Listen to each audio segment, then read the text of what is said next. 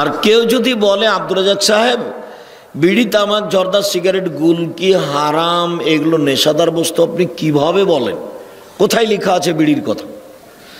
তো কোরআন মাজিদে হাদিসে যদি তোমার বিড়ির কথা লেখা থাকে, বিড়ি সিগারেট জর্দা গুল ইয়াবা হিরোইন, তাহলে এইভাবে পৃথিবীতে যত মদ জাতীয় জিনিস আছে তাতে লিখতে লিখতে লিখতে লিখতে তাহলে একটাতে কোরআন মাজিদ হয়ে যাবে গো। তাহলে আরগুলো কি করবে, কেমন করে কি হবে? তাহলে একটু বিবেচনা করেন, একটু বুদ্ধি নাই। দেখো তো একটা বাক্য আল্লাহ নবী কিভাবে বলছেন। আল্লাহ রাসূল বলছেন মাসকারা কাসিরুহু ফাকালিলুহু হারামুন, যে জিনিস বেশি খেলে বিবেকের কম হবে, ক্ষতি হবে, তার কমও হারাম। কোন জিনিস 2 কেজি 1 কেজি খেয়ে নিলে যদি বিবেকের ক্ষতি হয়, তাহলে সেই জিনিসের একটা কণাও হারাম। তো তুমি এখন সিগারেট 200 সিগারেটকে ভাঙো, খুলো, যে 200 সিগারেটে যা মশলা আছে তাই একজনকে খাইয়ে দাও, তারপর দেখো তার বিবেকের ক্ষতি হয় কিনা। 1/2 কেজি জর্দা তোমাদের একজন ভালো মানুষকে খাওয়িয়ে দাও, এখন দেখো তার বিবেকের ক্ষতি হয় কিনা। 1/2 কেজি 1 কেজিতে যদি বিবেকের ক্ষতি না হয়, তাহলে কোনো কথাই নাই, বিড়ি সিগারেট জর্দা খাও। আর যদি বিবেকের ক্ষতি হয়, তাহলে বুঝতে হবে এটা আমি আব্দুর রাজ্জাককে নিশুক বলিনি, এটা আল্লাহর নবী বলেছেন। তিনি বলেছেন যেই জিনিস বেশি খেলে বিবেকের ক্ষতি হবে তার কমও হারাম, তার একটা কণাও হারাম। অতএব জর্দার একটা কণাও হারাম, একেবারেই হারাম, টোটালি হারাম, সম্পূর্ণরূপে হারাম। আর ব্যবসাও হারাম। বিড়ি সিগারেট জর্দা সিগারেট গুলের ব্যবসা করে ওই টাকা দিয়ে চাউল কিনে ভাত খেয়ে বাদাত কবুল হবে না।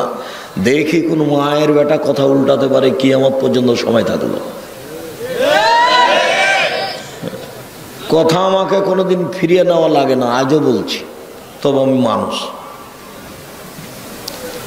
ওর ব্যবসাও হারাম, ও দিয়ে যত টাকা ইনকাম হচ্ছে ওই টাকা দিয়ে জীবিকা নির্বাহ করা হারাম। এদেশে এমন কোনো এনজিও নাই, এদেশে এমন কোনো ব্যাংক নেই সেই ব্যাংকে চাকরি করে টাকা বৈধ হতে পারে, এরকম কোনো ব্যাংক বাংলাদেশের মাটিতে নেই। এমন কোনো এনজিও বাংলাদেশের মাটিতে নাই যেখানে চাকরি করলে বা যেখানে টাকা জমা দিলে সেখানে ইন্স্যুরেন্সে থাকলে সে টাকা বৈধ হতে পারে, এমন কোনো ইন্স্যুরেন্স ব্যবস্থাপনা আমার জানা এদেশের মাটিতে নেই।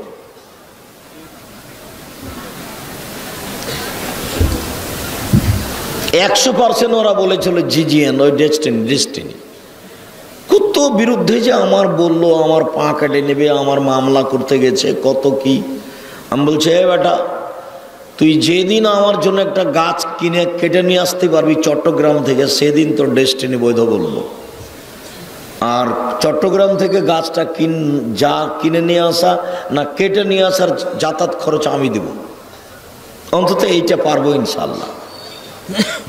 কোথায় কোন ইন্স্যুরেন্স, সব হারাম। অতএব বিড়ি তামাক জর্দা সিগারেট গুল হারাম। 2 আর রাজলাতু মিনান নিসায়ে, পুরুষের বেশধারী নারীরা কেউ জান্নাতে যাবে না। যারা পুরুষের জুতা স্যান্ডেল পরে, যারা পুরুষের শার্ট প্যান্ট পরে, এইখানে শত মেয়ে কত মেয়ে আছে, এইখানে হয়তো বা পায়জামা সালোয়ার পরে এসেছে কিন্তু বাড়িতে প্যান্ট পরে, বাজারে যাই যখন নগা যাই তখন প্যান্ট পরে যাই, এখন বসে আছে। শুধু ওর লজ্জা নয়, ওর বাপেরও নয়, বাপ বেটি লজ্জা বেঁচে খেয়েছে, মা বেটি লজ্জা বেঁচে খেয়েছে। এই মেয়ে, তোমার বাপ মুসলমান হলে এরকম করে কেন? তুমি মনে করো কি তোমার বাপ তোমাকে কিছু বলে না সেই জন্য মনে করেছো আমি আব্দুর রাজ্জাক তোমাকে হিসাব করি? তোমার বাপকে হিসাব করি না, তোমার মাকে হিসাব করি না, তোমার জাতিকে হিসাব করি না, তোমার শিক্ষক মণ্ডলীকে হিসাব করি না, তোমার বিশ্ববিদ্যালয়কে আমি হিসাব করি না। আমি কোনোদিন ওটা হিসাবই করিনি, ধর্তব্যে রাখিনি তোমার শিক্ষককে, আমি তোমার বাপ মাকে আমি ধর্তব্যে রাখিনি, ও বাপ মাই নয়। রাসূল সাল্লাল্লাহু আলাইহি ওয়াসাল্লাম বলেছেন মান ওয়ালাদাল্লাহু ওয়ালাদুন ফালিউহসিন ইসমাহু, কারো ছেলে মেয়ে যদি জন্ম নেয় তাহলে সে যেন একটা সুন্দর নাম রাখে। ওয়াদাবাহু, সুন্দর যেন শিষ্টাচার শিখিয়ে দেয়। সুন্দর না রেখে তোমার নাম রত্না, বলো তোমার বাপ ভালো মানুষ। কে বলেছে?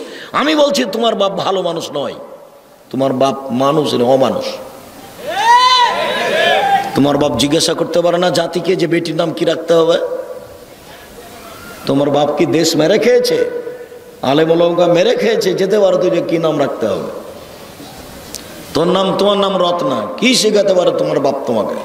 কি শিখাতে পারে তোমার মা তোমাকে? নিজেকে মুসলমান মনে করো, নিজে মুসলমান মনে করো কেন? হিসাব পাও না কিভাবে চলতে হবে, খেতে হবে, থাকতে হবে। পুরুষের বেশধারী নারী জান্নাতে যাবে না। যারা পুরুষের জুতা স্যান্ডেল পরে, যারা পুরুষের শার্ট প্যান্ট পরে, যারা পুরুষের পোশাক পরে, যারা মাথার চুল ছোট করে, যারা সামনের চুল ছোট করে, এরা পুরুষের বেশধারী নারী, এরা জান্নাতে যাবে না। আমি বলিনি এই কথা, আমি একজন অনুবাদক।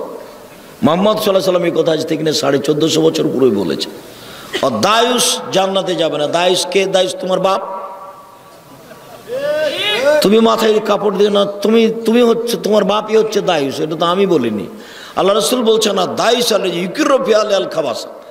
দায়ুস হচ্ছে সেই যে তার বাড়িতে বেহায়াইর সুযোগ দিয়েছে। দায়ুস হচ্ছে সেই যে তার বাড়িতে বেহায়াইর সুযোগ দিয়েছে। তোমার বাপ কখনো জান্নাতে যাবে না। তাহাজ্জুদ পড়লে, হজ করলে, চিল্লা দিতে গেছে লন্ডন, চিল্লাই গেছে। ঢাকা বিশ্ববিদ্যালয়ে পড়ে, মদখোরের সাথে গল্প করে, আর মদখোর ওর বেটির উরু রানের উপরে মাথা রেখে ঘুমিয়ে থাকে, আর বাপ চিল্লা দিতে গেছে লন্ডন। ধর্ম এরকম পাগল হয়ে গেছে।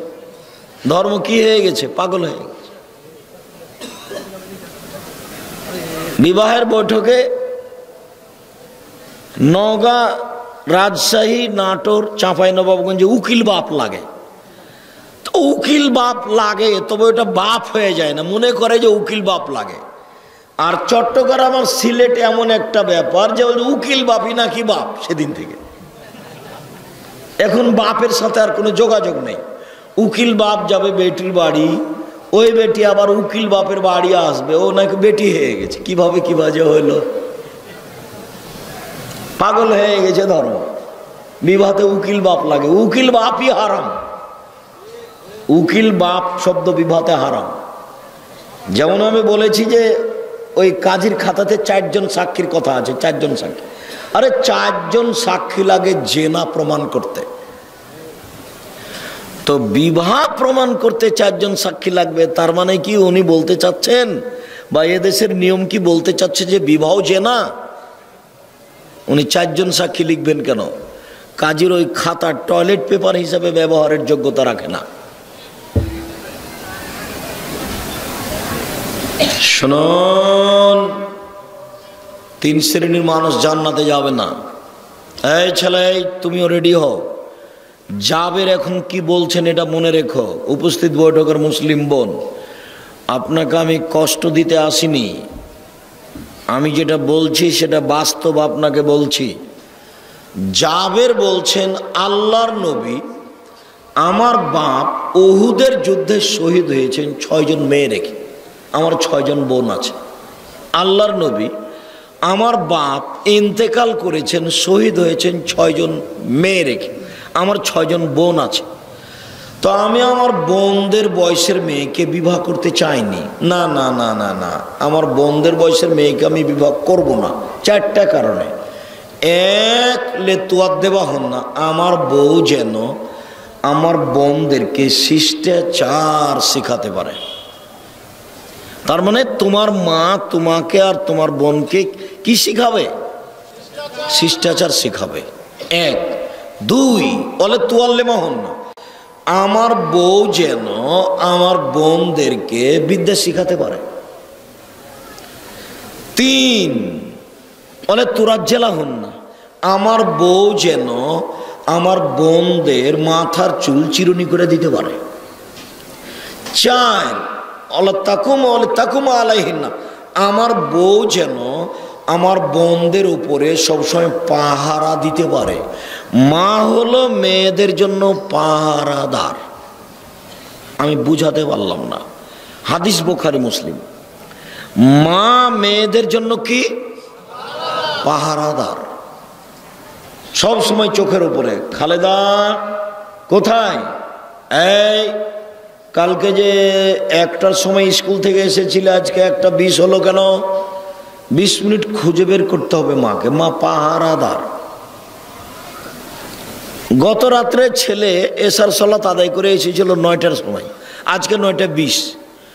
তো আপনার মা, আপনার কথাই বলছি, এই ছেলে তোমার কথাই বলছি, তোমার মা এশার সালাত আদায় করে সুন্নাত পড়তে যাবে, আল্লাহু আকবার বলতে যাচ্ছে, তখন তুমি দরজায় বলছো আসসালামু আলাইকুম।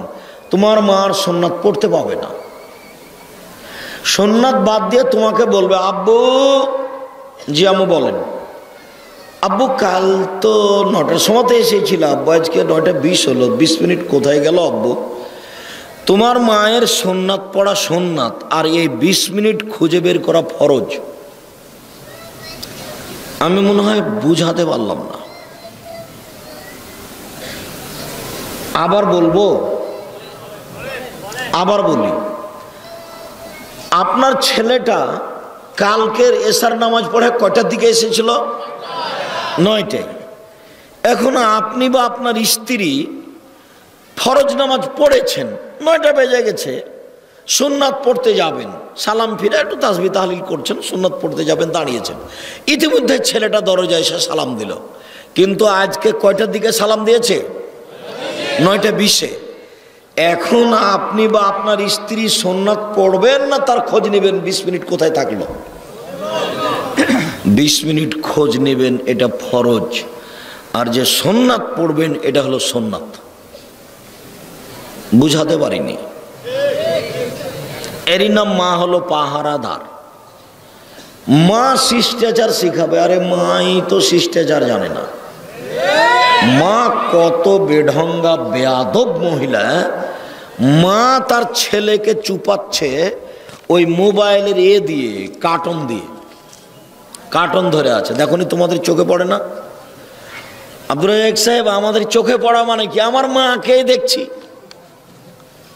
যে কার্টুন দেখিয়ে ছেলেকে কি করছে। তো আল্লাহ কি তোমার মায়ের দুধকে নষ্ট করে দিয়েছে? এই বোকা ছেলে,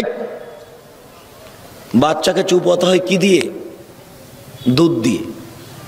মা বাচ্চাকে এতদিন যাবৎ কি দিয়ে চুপালো? তোমার বাচ্চারা তো 10-12 ভাই বোন, তোমার মায়ের 12-14টা ছেলে মেয়ে। তোমার মা, তোমার বাপ চাচারা 12-14 ভাই বোন, তোমার দাদির সবকে তোমার দাদি কি কার্টুন দেখিয়ে চুপিয়েছে না দুধ খাইয়ে চুপিয়েছে? দুধ খাইয়ে চুপিয়েছে। তো তোমার মার একটাই বাচ্চা, তো কত খাওয়ার ব্যবস্থা, তবুও কেন ও কার্টুন দেখাচ্ছে? কোন বেঢঙ্গা মহিলা ও? মানুষ কার্টুন দেখিয়ে বাচ্চাকে চুপাচ্ছে। আশ্চর্য কথা। কিসের শিষ্টাচার? কিসের শিষ্টাচার? শিষ্টাচার কি জিনিস তোমার মা পেশাব পায়খানায় জানে না। তোমার নানা তোমার মায়ের বিবাহ দিয়েছে, স্বামীর কাছে গেছে, তাই বাচ্চা হয়ে গেছে। তোমার মা মাই নয়, ও মা হতে পারেনি। শিষ্টাচার শিখাবে। এক, আমার বউ আমার বোনদেরকে শিষ্টাচার শিখাবে। 2, আমার বউ আমার বোনদেরকে বিদ্যা শিখাবে। 3, আমার বউ আমার বোনদের মাথার চুল চিরুনি করে দিবে। 4, আমার বউ আমার বোনদের উপরে পাহারাদার হিসাবে থাকবে। এই জন্য আমি আমার বোনদের বয়সের মেয়েকে বিবাহ করিনি, আমি একটু বেশি বয়সের মেয়ে বিবাহ করেছি। আমি কি বুঝাতে পেরেছি? জাবেরের কয়জন বউ? এক হাদিসে এসেছে 9 জন, একটাতে এসেছে 8 জন, একটাতে এসেছে 7 জন। সব হাদিসগুলি বুখারী মুসলিম। একটাতে 6 জন এসেছে। তো এই এতগুলো ছেলে মেয়ে রেখে তার বাপ কি হয়েছে? শহীদ হয়ে গেছে। তখন ও চিন্তা ভাবনা করলো যে আমার বোনদের বয়সের একটা মেয়েকে আমি বিবাহ করব না, এমন একটা মেয়ে বিবাহ করব যে আমার বউ যেন আমার বোনদের জন্য মায়ের কাজ করে, মায়ের। তো এইটা তোমার ছোট ভাই যে তোমার পাশে বসে আছে, এটা তোমার ছোট ভাই। দেখো তার প্যান্টটা টাকানোর নিচে আছে। এই প্যান্টটা তোমার মা রোজ সাফ করে শুকায়।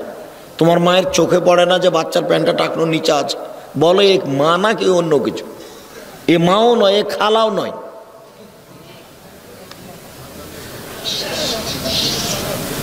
আজকে বাচ্চা রেখেছে জামিয়া সালাফিয়ার ডাঙ্গি পড়ায়, পরের দিনে ওর মা আবার এসেছে।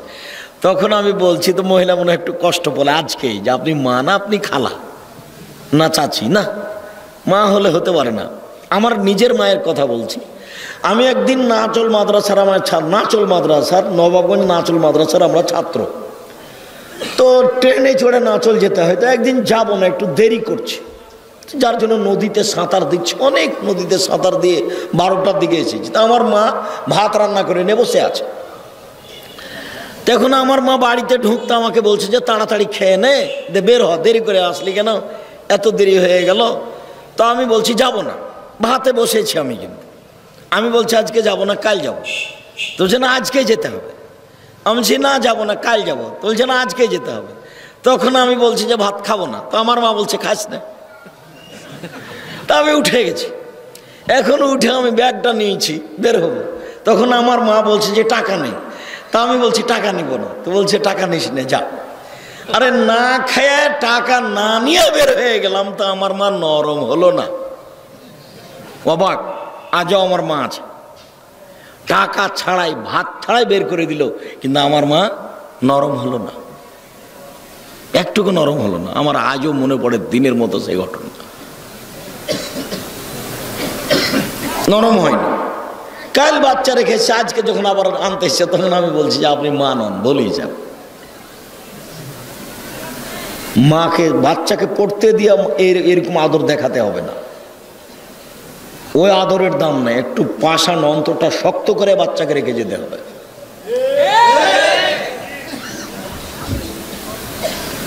সম্মানিত দিনী ভাই বোন, এই ছেলে তুমি মনে রেখো, তোমার মায়ের জন্য 4টা কাজ। আমি আগের দিকে যাচ্ছি। 1, শিষ্টাচার। তোমরা বাম হাতে তোমার ছোট ভাই খায়, তোমার মা একবারও কিছু বলো না, তোমার মাকে খারাপও লাগে না, অথচ বাম হাতে কে খায়? শয়তান। তোমার বাড়িতে একটা মোবাইল আছে, রিং হয়, তুমি অন করে দে, বলো আসসালামু আলাইকুম। আসসালামু আলাইকুম না বলে বলছো হ্যালো, হ্যালো বলে কুকুরকে ডাকে। তোমার মা কিছুই মনে করে না, তোমার মার কাছে এগুলো কোনো কিছু ব্যাপারই নয়। আরে তোমার মা তো তোমার ছোট ভাইকে কার্টুন দেখিয়ে চুপায়, তোমার মার কাছে গেলে কি হবে? সম্মানিত দিনী ভাই বোন, বলছিলাম জাহান্নাম, এই তো সে জাহান্নাম, যে জাহান্নামকে অস্বীকার করছিলে। এইটা কি জাদু? না, দেখতে পাচ্ছ না জাহান্নাম এখনো? আল্লাহ বলছেন এভাবে, মানে মজাক করছেন, মানে ব্যঙ্গ করছেন। এটা অস্বীকার করছিলে, ঢোকো এখন জাহান্নামে। কি এটা জাদু নাকি? না, এখনো দেখতে পাচ্ছ না, ঢোকো। ধৈর্য ধারণ করার না করো, করলেই কি আর না করলেই কি।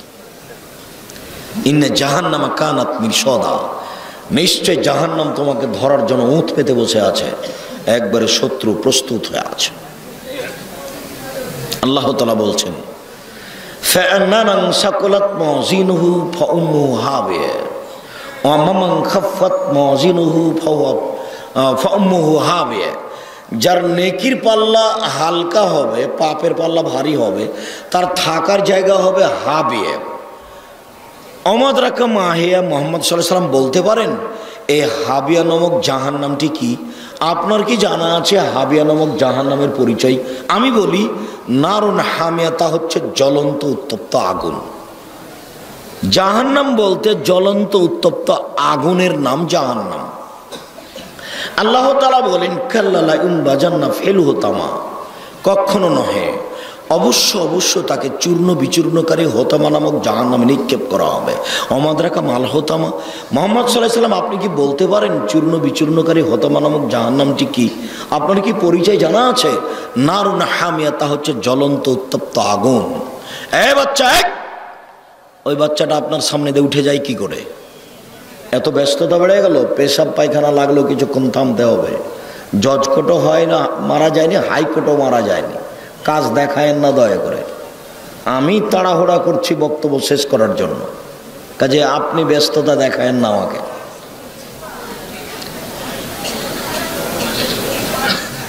মহান আল্লাহ বলেন, সাউসলিহে সাকার, অচিরে আমি তাকে সাকার নামক জাহান্নামে নিক্ষেপ করব।